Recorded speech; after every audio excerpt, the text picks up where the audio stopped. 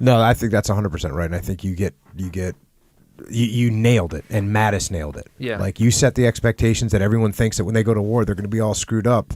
It's like, that's what's going to happen to them. But if they get told, hey, and I mean, you just said when you came home you were better. Yeah. And, like, that's awesome.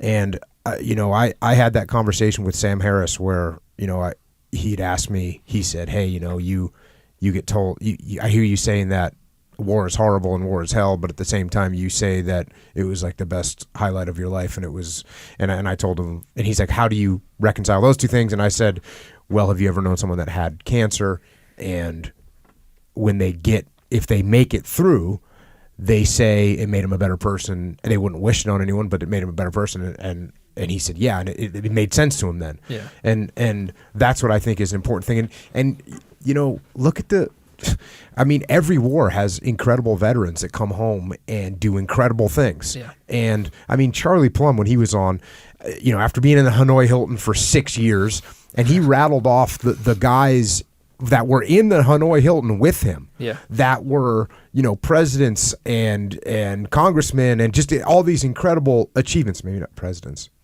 but incredible achievements. Well, presidential candidate with Stockdale, McCain, yeah. So and McCain, right? Two presidential candidates. So incredible achievements, and yet the media and the Hollywood, they don't shine the light on that. What they shine the light on is the people that are having issues, which, again, like you said, that's real too. Yeah. But the fact that you made this huge effort and are continuing to make a huge effort to show not just civilians but also military that, yeah, war is bad. I mean, you say you had a traumatic experience, you had a freaking life-changing experience, and you've come back and you've proven that traumatic experience is not as strong as you are. Yeah. And I think that's the most important message that anyone could communicate back to both sides, both the civilian and military side. Yeah, and there's so much to be said about knowing something is already possible. So I told you about Dan Knassen last time I was here, and back then he was about a year and a half in front of me, and he was showing me what was possible for me. Yeah. I didn't know that it was possible to be able to walk around and with a huge backpack on and using no canes, but once I saw it, it's like, oh, so it is possible, and it just made it so much easier to do. And I was doing a talk not too long ago, and somebody told me afterwards that something that I didn't even realize. I was, how last time I was talking about finding IDs, and that we do that thing called proof the lane. Yep.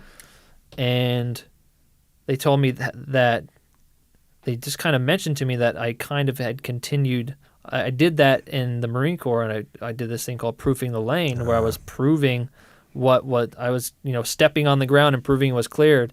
And then they said that I didn't realize it at the time, but they said that theme is following you wherever you go. Yeah. So I'm now proofing the lane for these veterans that may be struggling a little bit. Absolutely. And so I'm proving what's possible. And so, yeah, I'm glad that they told me that, because that really makes a lot of sense to me. That makes total sense. And Dan Knassen, who's a total stud. He's about to be in the Paralympics.